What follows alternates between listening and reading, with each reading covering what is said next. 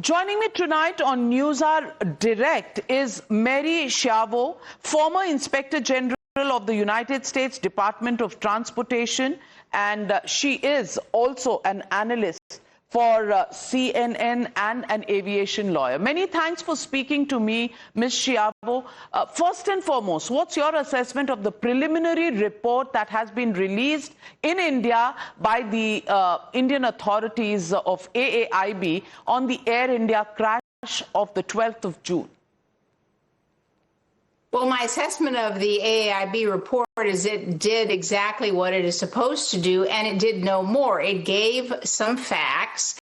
It did not list any causes. It did not jump to conclusions, and that is, in fact, what a preliminary report is and all it is supposed to be. The preliminary report is supposed to come out within about 30 days of the accident. Credit to the AAIB on such a horrific and huge and important investigation that they did get it out in 30 days. If I had one criticism, it would be that they paraphrased the cockpit voice recording. You know, the cockpit voice recording is very crucial. In many investigations I've worked on, we literally have had a team of experts going over every word, every inflection, every click, every sound. And I guess if I had been doing it, I would not have paraphrased what the pilot flying and the pilot not flying said. I would have released the transcript of the CVR. Well, you're absolutely right. The paraphrasing has unfortunately led to a huge amount of confusion. The Western media in particular has latched onto this and decided to apportion the entire blame on the pilots of the crash. They have interpreted the conversation to mean that one of the pilots had deliberately turned off the fuel switch, and there was no reference to the fuel switch in that paraphrased conversation. Do you believe it's premature to be pinning the blame on the pilots? It is absolutely premature and wrong, and can actually be very harmful to the investigation to jump to conclusions and blame the pilots with, at this point, absolutely no evidence and literally months, if not years, of investigation to go forward.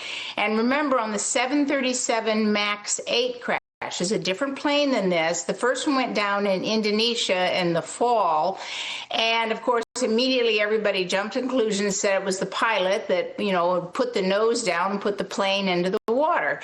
And it was not. It was a malfunction. It was a malfunction on something called the MCAS, a different system than is suspect here, but that was the system that literally, without the pilots doing it, put that plane nose down repeatedly, caused the plane to porpoise, and dove it into the water, and killing, 150 or so people.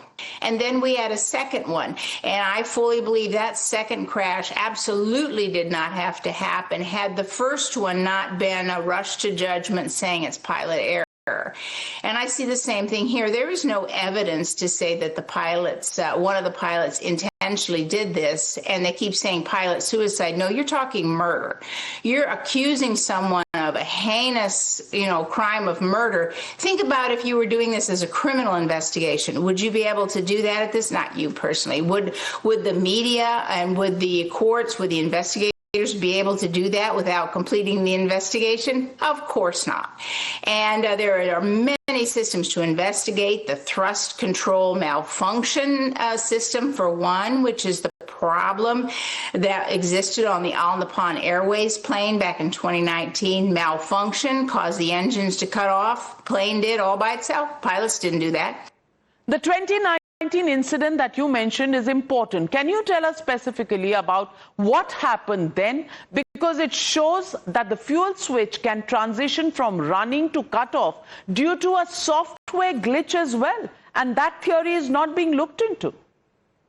In 2019, it was an all-Nippon Airways flight. The United States National Transportation Safety Board investigated. Excuse me, and they found that a system called the Thrust Control Malfunction Accommodation, TCMA, was at fault.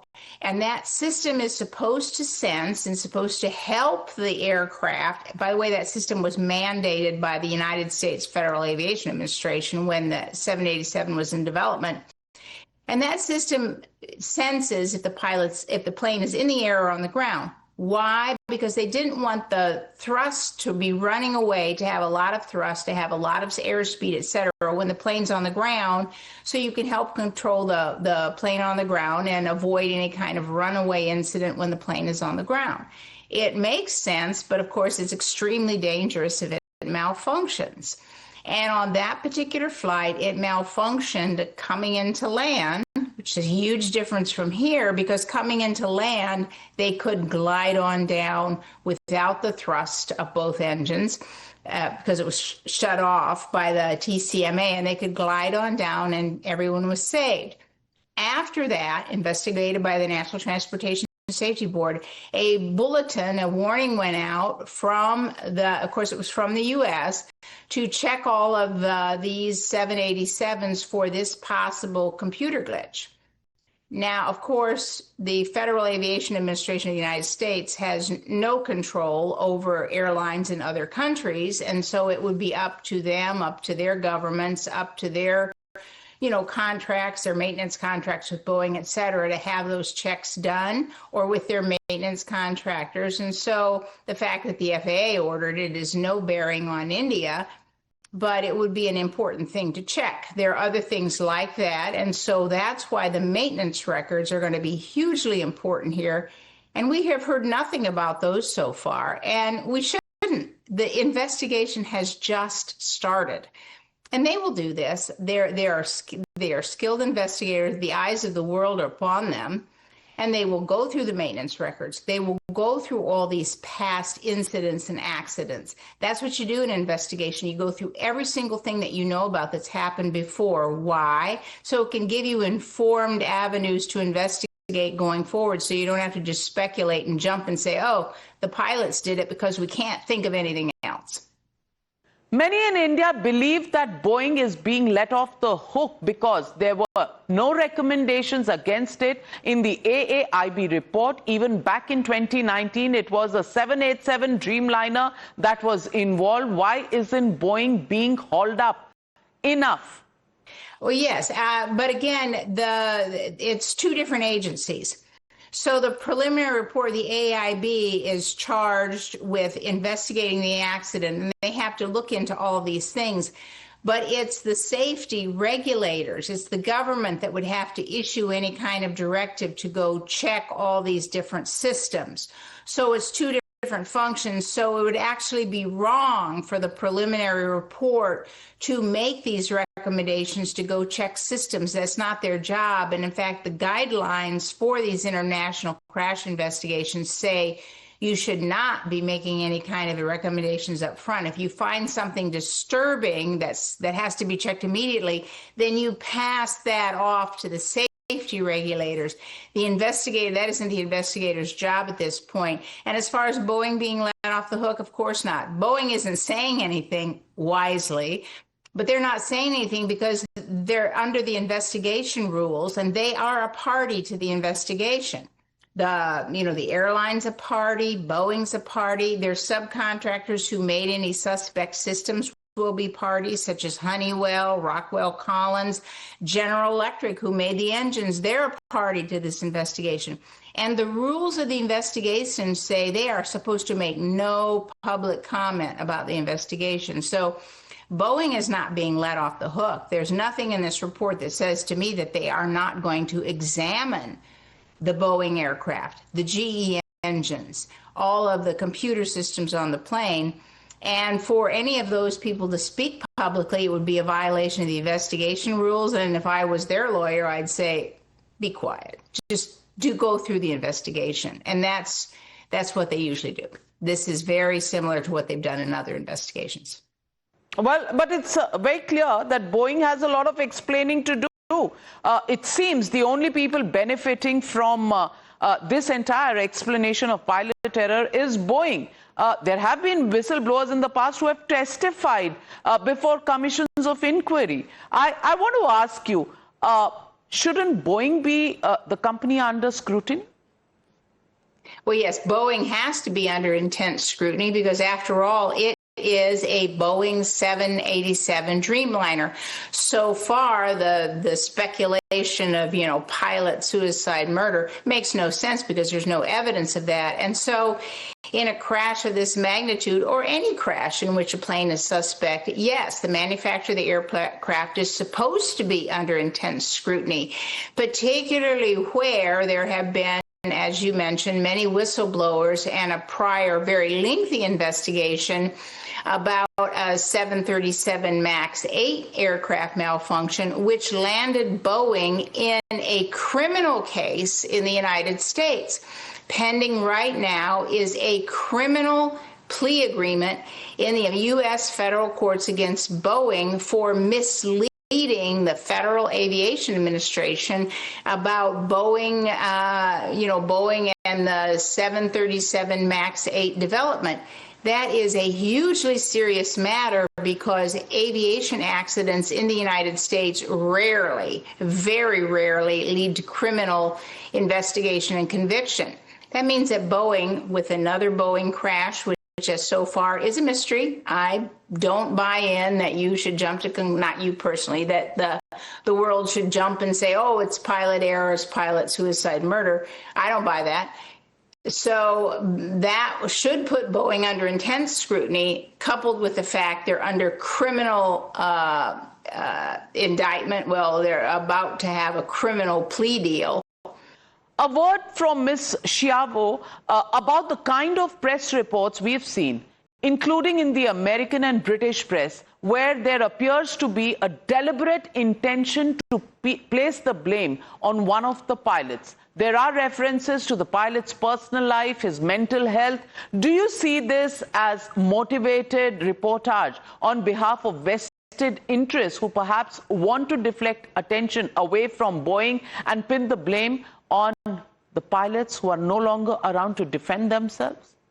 Well, I do see that happening here. And again, a lot of that is also tied to history of crashes. A lot of people are remembering the German wings crash, in which a pilot that had some, more extensive than here, some mental health issues in the background. But on that cockpit voice recording, it was clear that there's pilot suicide. There were clues of that right from the start. It was on the CVR. He had locked the other pilot out of the cockpit. There was at least, and that is in fact what turned out to be the cause of that crash. But there was, certainly much more investigation right from the start about that. And here, the fact that someone has had, personal grief, personal tragedies, etc., does not necessarily make one a murderer. And I was a little surprised that because the pilot's mom had passed and his dad was going to need care, that somehow, and he was, apparently taken off some work for that he was somehow mentally impaired and become a murderous, felon. That is an amazingly insulting leap. And there, I don't know a person, certainly I lost my dad and then lost my mom. And I had to take some time off from work just to deal with all I had to deal with. That does not make one a murderer. So I was a little surprised that people were pinning it on that. And what also happens is that makes pilots this jump to judgment makes pilots very reluctant to seek help when they need help. And that is absolutely the wrong thing. I read a statistic somewhere that 1/3 of the people walking around the United States are under some sort of psychological treatment or medicine for psychological conditions. That is not, that's a large part of the population, and that should be something that we encourage. You should get help if you need help. You should get medication if you need medication. And the government, at least in the United States, is very careful to say what you can take and what you can't. And it's very, it's a very tight system. You report that every year. Apparently the pilot reported this, so it's not like the pilot was hiding anything. And I find it really actually remarkable in this day and age that people would make such accusations based on the fact that it was allege that the pilot had had to deal with some personal issues in his family due to death and care of others. It just makes no sense to me that you would immediately make that leap to this ridiculous, very early and unfounded conclusion. And there are ways to find the information, the evidence, and first and foremost is getting the full transcript of the cockpit voice recorder out there. It's the 2 paraphrased lines is what everybody's basing this on, and I find that pretty outrageous. And that brings me to my final question tonight. The final report could take over a year or perhaps more to come out. But in the interest of transparency now, that this preliminary report has already been such a recipe for confusion, do you believe at the very least the transcripts of the audio should actually be put out in public domain? What would be your prescription? Well, yes, I mean, so, and again, it depends on the laws of the nation, whether that transcript as a written transcript or the actual verbal transcript can be released. Now, in the United States, you cannot release the actual audio recording. You can only release the transcript. And wherever there's any confusion, the transcriptors note in the transcript, garbled or can't understand. And in the United States, it's all any foul words are blipped out. Other than that, it's released in written form. The actual words, the sounds of the pilot's voices are considered a privacy issue. Those can be used behind closed doors in court, but not released to the public. And it could be very, very important here because, for example, we heard one pilot say, "Why did you cut, the fuel?" and the other pilot saying, "I did not." So what we need to know, what happened next? Did they both work together to try to get the engines relit? Every indication is they did. So if somebody was trying to commit suicide murder, would they have helped to try to relight the engines? I don't think so. What happened next? What happened before? What happened after? And I think the actual CVR in transcript form and complying with the rules of India, because that's what they should comply with, would stop a lot of this rank speculation. And of course, you're right. This investigation may take far longer than a year. This is a huge investigation. Remember the 737 MAX 8 investigations, which is a computer glitch on a smaller plane. I mean, that investigation went on for years. Thank you very much, Mary Schiavo, for joining me here on the News Hour and giving us a detailed understanding. As someone who's won so many lawsuits and helped passengers in the past, I do hope a sense of perspective and a sense of the righteousness of making such blames on the pilots actually sees some reason in the Western media.